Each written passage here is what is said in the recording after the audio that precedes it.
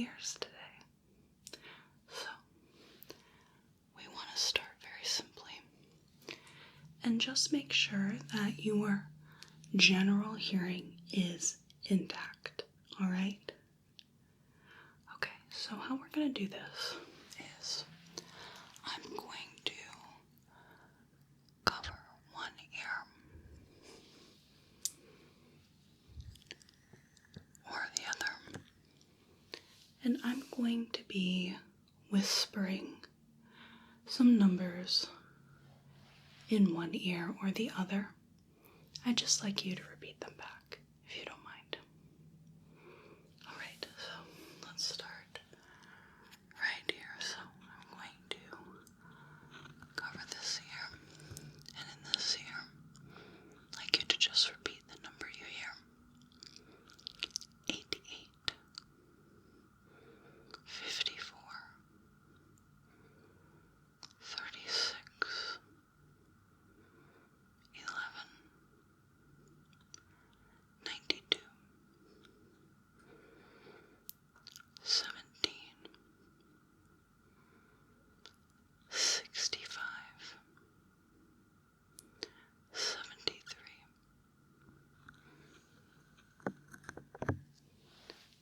Did those sound clear enough for you? Okay, and the other side. So I'll cover this ear and then whisper in this one. 42, 80, 91, 16, 49, 53, 19, 24, 98. And how about those numbers? Okay, so gross hearing, general hearing here seems to be intact in both ears. Now we want to go a little deeper before we get into our examination, so that if we do find any hearing loss, that we know what to look out for. So, how we do this, how we separate the two kinds of hearing loss, is with one simple tool here. I have a 512 hertz tuning fork.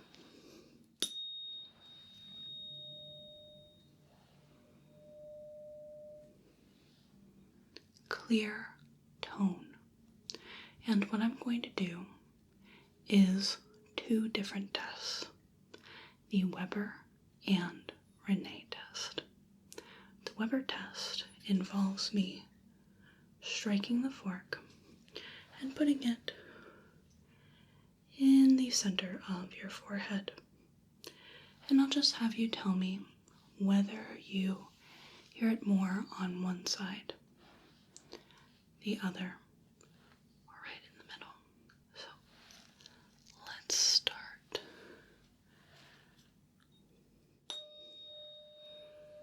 Just putting this right here. Do you hear the sound more on one side, right in the middle?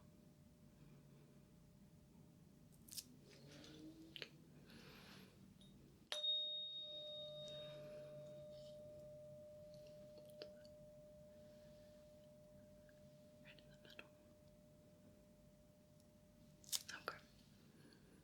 So that is a normal result. If you hear the sound bilaterally, that is a normal presentation. If we have sensory neural hearing loss, which is the kind of hearing loss you get if there's an issue with, for example, the cochlea in the inner ear or the vestibulocochlear nerve, that would be our sensory neural hearing loss. Conductive hearing loss is different. This could be from infection, could be from impaction, and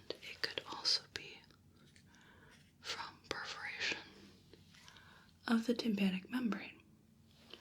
So now, sensory neural would be that the sound is louder in your good ear, the one that's not affected. In conductive hearing loss, the sound would be louder in the affected ear.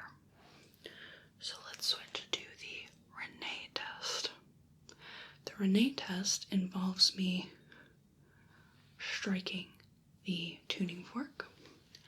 I'm going to be putting it on the mastoid process behind your ear, and you're going to hear the tuning fork through the bone conduction. And then when you stop hearing it, I'm going to put it in front of your ear and see if you can still hear it. Okay?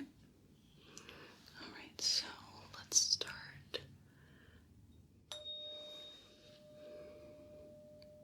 Can you hear this?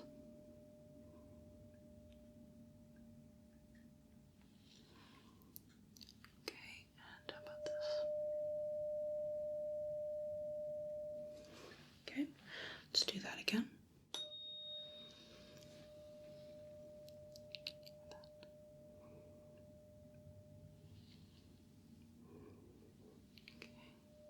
How about this? Good. Can you hear this? Good. Okay, how about? Good.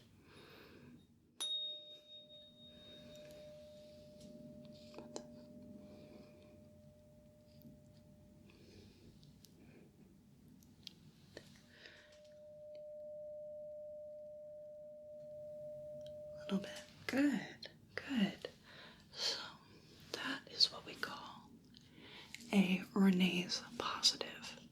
And what that means is that the bone conduction, when I put the tuning fork right back here on the bone behind the ear, the bone conduction is less than the air conduction. That's when I put the tuning fork in front of your ear and you could still hear it. That means the air conduction was greater than the bone conduction. Now, in sensory neural hearing loss, we would also see a Rinne's positive, but in conductive hearing loss, we would not. We would see a Rinne's negative. So, now, I want to take a little look at your ears. So, let me just show you what we are looking for here. So, I have my ear right here, okay? So, what we've got going on here is we have it in essentially the middle of the head. It is not overly red. The entire pinna is present. There aren't any deformities. There are multiple piercings, so we would look at those. But there is also no swelling. So here we have the lobe of the ear, this fleshy part here. And then if we crawl along here, we have the cartilaginous part called the helix. And then this little dip right in here, if you follow the helix and you feel that depression, that's the triangular fossa. And if you follow the folds into this bigger depression, this is called the conchal bowl, or the concha. And then we have little landmarks like the tragus, this little cartilaginous piece, the antitragus, and opposite the helix we have the antihelix. And then at the back of the ear, we have the root of the ear, where it attaches to the head. So I'm going to be looking at the pinnae. So this is called the auricle or the pinna. And we'll check both of your auricles to make sure that they are ordinary, normal, and nothing's going on with them. Okay? Alright, so let's start with this one. So, like I demonstrated on my ear. Let me just grab this little hair. There we go.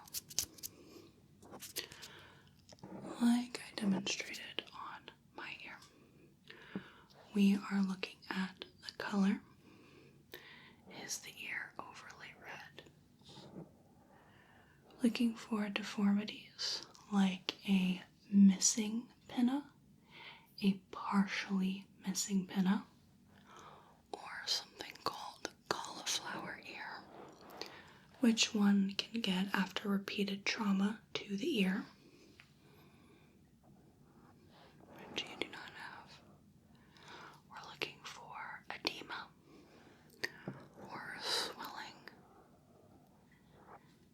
and we're making sure that all of our landmarks are present. So we have the tragus here, we have the lobe, helix, triangular fossa, concha, and the root of the ear. So I want to look behind the ear real quick and make sure we don't have any lesions lurking behind there, any skin abnormalities. Good. Okay, and let's look at the mastoid area for any swelling, any erythema, or scarring. And then the preauricular area, where we can look for what's sometimes described as a dimple. It is a little sinus cavity that can get infected if you have it, but you don't. And we're looking at the lymph nodes to see if there's any swelling there. Now, as we back out a bit, we're checking the symmetry real quick of the ears, of which they are, and they are not low set either. They are in the middle of the head. So let's look at this here. It's rather busy today, isn't it? Beautiful weather. Everyone's out and about. So we are looking at the color. We're looking for swelling and something else. As I'm just gently touching, we would also be able to feel great heat coming off of the ears if they were quite swollen and red. Okay. And we're looking for scars, lesions. So I'm going to pull the ear back. Check for lesions here. Okay. Right. Now we can look at the mastoid area.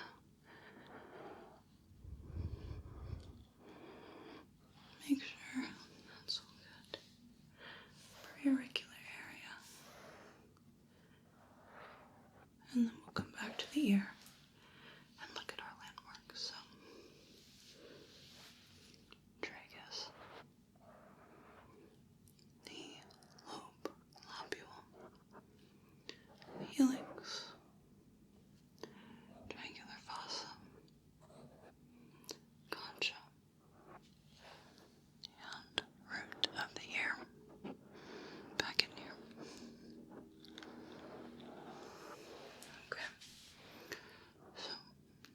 we have done some inspecting here and everything looks great. Now what we're going to do is we are going to do some palpation. And it's not going to be just the ear, but it's going to be in front of the ear and behind the ears as well. So I want to start by just getting the surrounding areas. So behind the ear, we have lymph nodes, and these are called the post-auricular lymph nodes because they're behind the ear. We're just going to gently feel for those. And the mastoid as well, so that's back here. That's that bone. And do you have any pain or tenderness as I press in here? Okay, good. Right, now, front of the ears here. So, lymph nodes primarily is what we're looking at. So here we have preauricular nodes. If we come down, we have the parotid gland and the jugulo-digastric nodes, but we're looking just mostly at the preauricular lymph nodes here. Okay.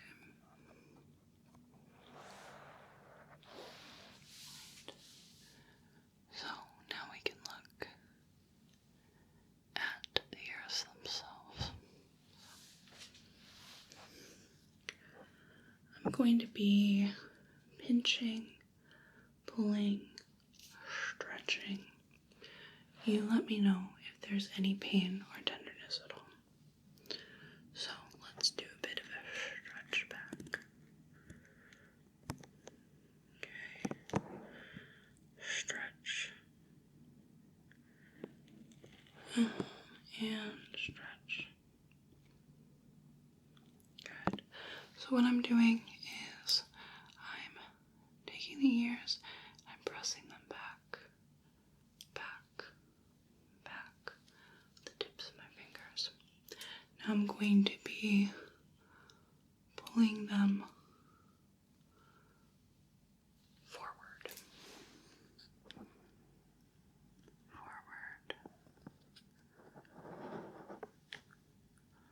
forward, forward. Okay. Any pain with that at all? Alright. I'm going to be pulling up and pulling down on the pinna. So let's pull up. Good. And let's pull down.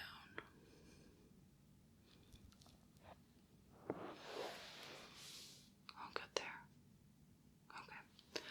Now I'm going to just pinch around the ears.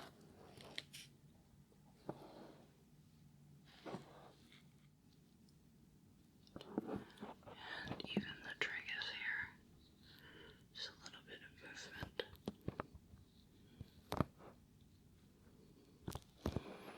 The antitragus. Jostling that around a bit. Okay.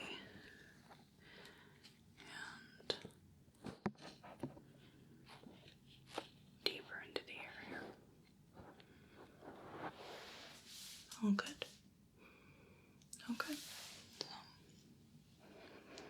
we didn't see anything indicative of infection from the external auditory meatus, which is the entrance to the ear canal.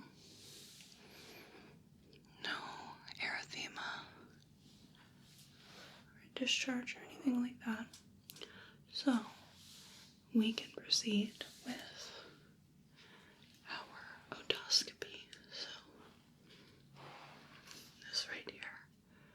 is our otoscope.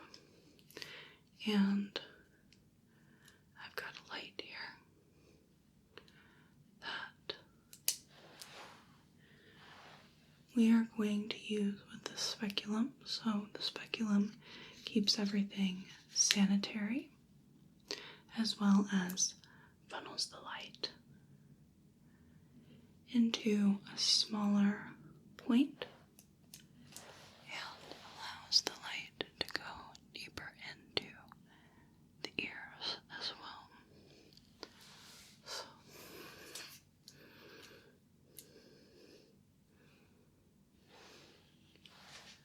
we are going to be taking a look here. I'm going to be pulling up and back on the ear to straighten out the ear canal. And the ear, or the otoscope rather, will go inside the ear. And I'm going to be holding my hand like this so that even if you move, I won't accidentally poke you at all. Okay? Alright, so up, back, and then let's put that right there. Got my pivot point there. Let's take a look. We are going to check out the ear canal first. So the ear canal's not very long at all. It's only a few centimeters. It's about a half a centimeter wide. So there's not a whole lot to look at. But there is a lot to look at, if that makes sense.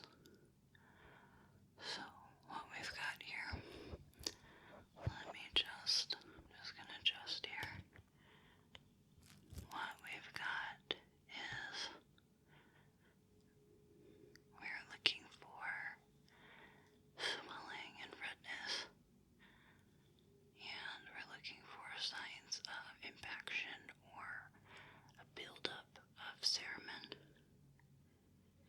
We are looking for discharge, and we're also looking for if there's, for any reason, any sort of object in the ear, like the remnants of a cotton bud or something odd. And then we will take a little peek at the tympanic membrane.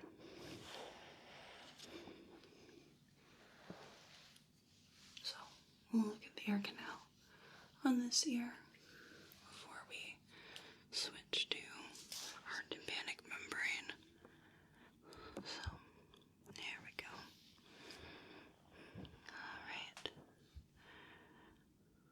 So we have this area of these tiny little hairs, and that's where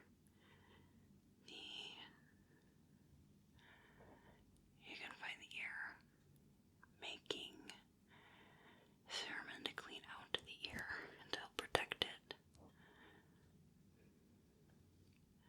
And then behind that we shouldn't see any, unless you've accidentally pushed it past the little hairs. But then otherwise, it's clear. And then we're looking for, doesn't seem to be any buildup at all. Okay. And then we are just checking to make sure that there's no swelling and no redness, irritation, anything like that. Sometimes if you wear earbuds quite frequently or you wear them to sleep, you'll find that the ears are very irritated and red. Ears are of normal color here. Okay, so we want to check on the tympanic membrane now. So that is going to be your eardrum, and it separates the the outer ear from the middle ear.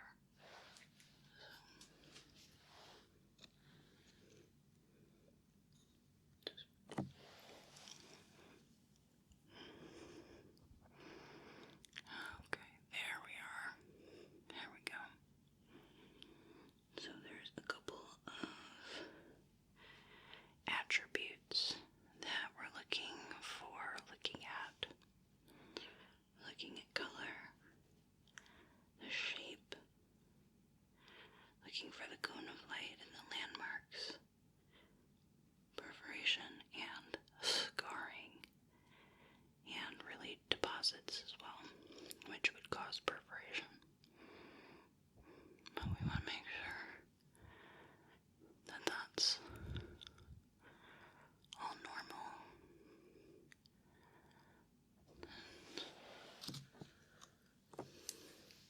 The other side here.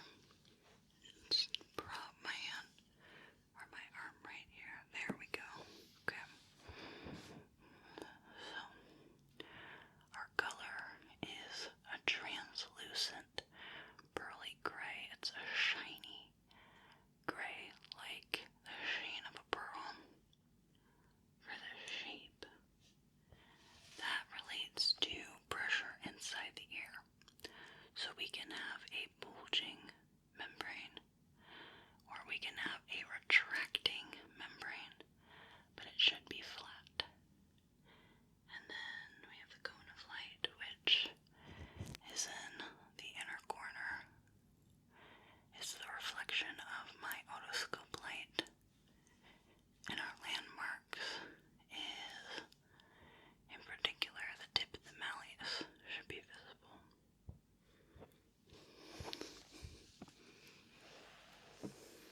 Good. There. Tip of the malleus, and then perforation. This is any kind of hole in the eardrum. It can cause a lot of pain. It can cause hearing loss. Be pretty serious. And then we're also looking for scarring. We don't want to see any scarring, but depending on what's going on, for example, if you've had tubes in your ears, you might have scarring there. It's just kind of a matter of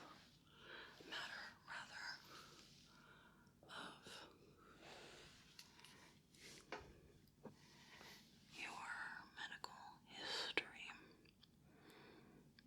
Okay,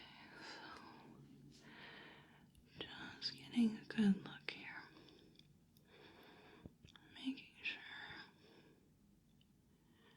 that everything looks just fine.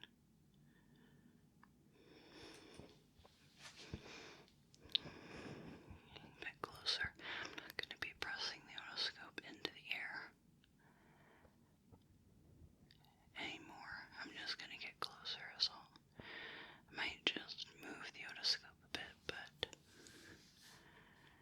it's more going to be about me moving in and out.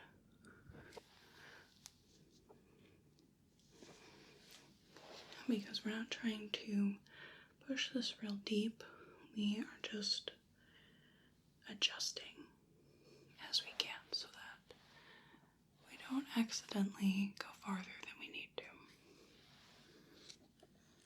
Okay.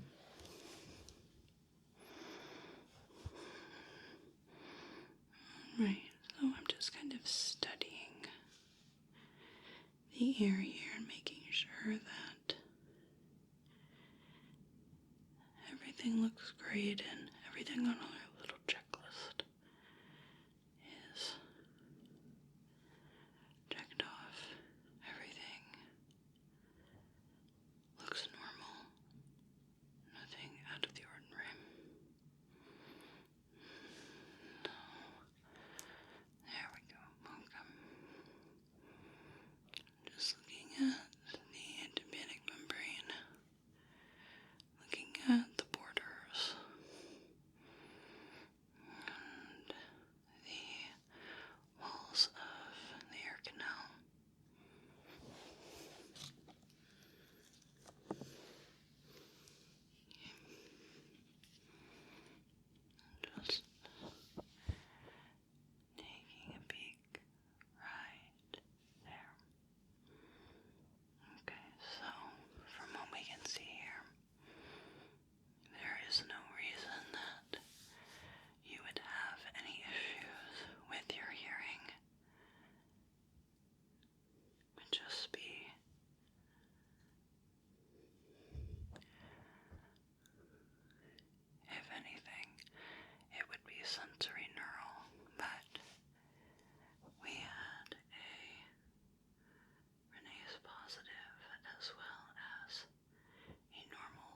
ears test,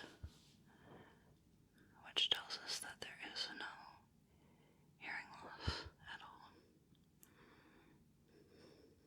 Looks just fine.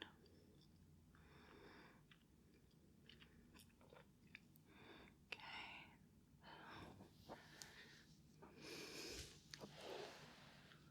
Because I just want to be thorough here and make sure that we've covered all our bases, I'm going to take a few more peeks in your ears, and we're just going to make sure that everything is just fine. Doesn't take us very long, so it's no difficulty whatsoever. Okay. So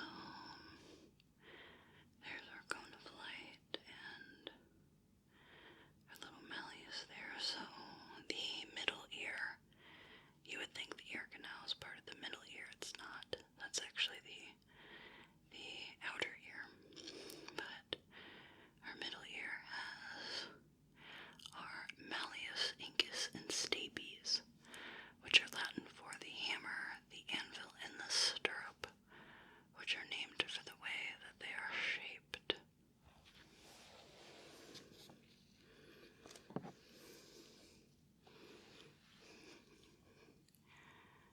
When you get to the end of the middle ear, then you have the inner ear. That's where you have the cochlea, which is shaped like a snail. You have your eustachian tubes. You have the vestibulocochlear nerve. And the hearing component of that is the cochlear nerve. But your ears are also part of your balance system as well. So you have 3 balance systems, one of them being vision, one of them being your ears. So if one of those is impaired, you can still balance just fine with only 2 systems.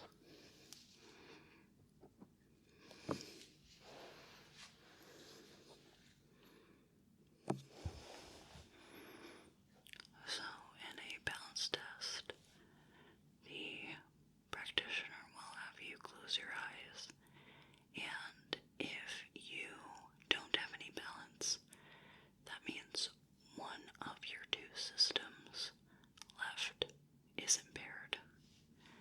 But if you can still balance, then both of them are just fine. It's a very easy way to diagnose that there is a balance issue.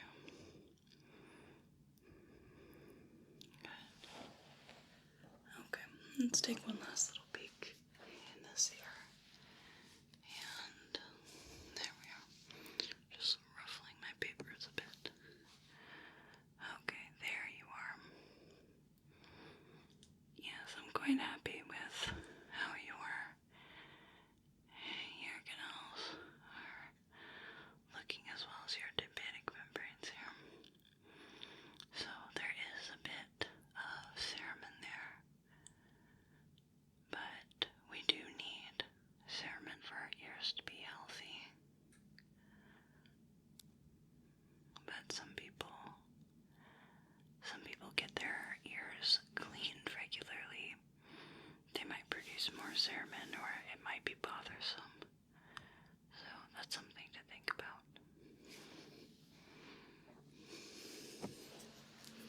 Okay.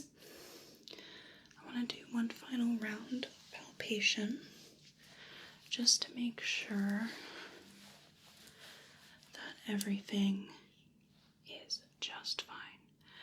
Your ear canals might be a touch irritated by the constant otoscope switching, so that might accentuate any tenderness. So let's go behind the ear. Okay, so we have our lymph nodes, mastoid bone,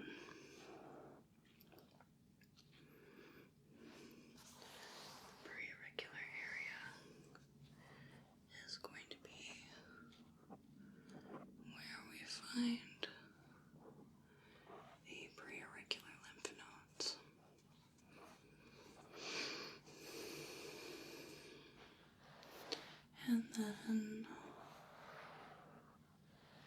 we come to the ears. I'm going to use both hands here and just feel around.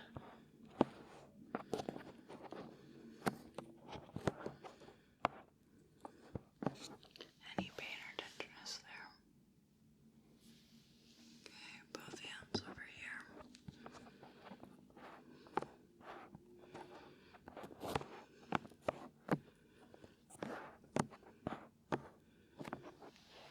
All good there? Okay. The lobes. Helix of each ear.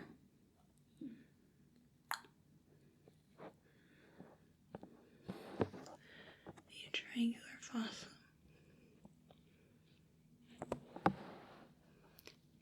Antitragus.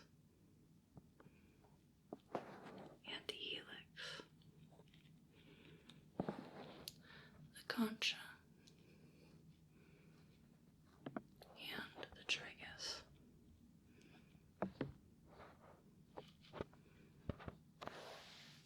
Those are all normal for you. They are? Okay, excellent. So let me just take a peek here. So we had our normal Weber's and a positive test here. We had no deformities. And they were symmetrical, of normal skin color, no swelling, scars, or lesions. We had no lymph node swelling, mastoid bone was just fine, and upon otoscopy, the ear canals were clear, normal coloring, and non-irritated or swollen. Good. As for our tympanic membrane, pearly gray, flat, cone of light present, tip of the malleus, sided, no perforation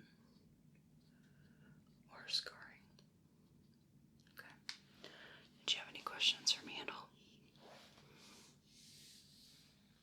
Yeah, so that means that there is nothing wrong with the ears, not with your hearing, not with the actual structure. It all looks great.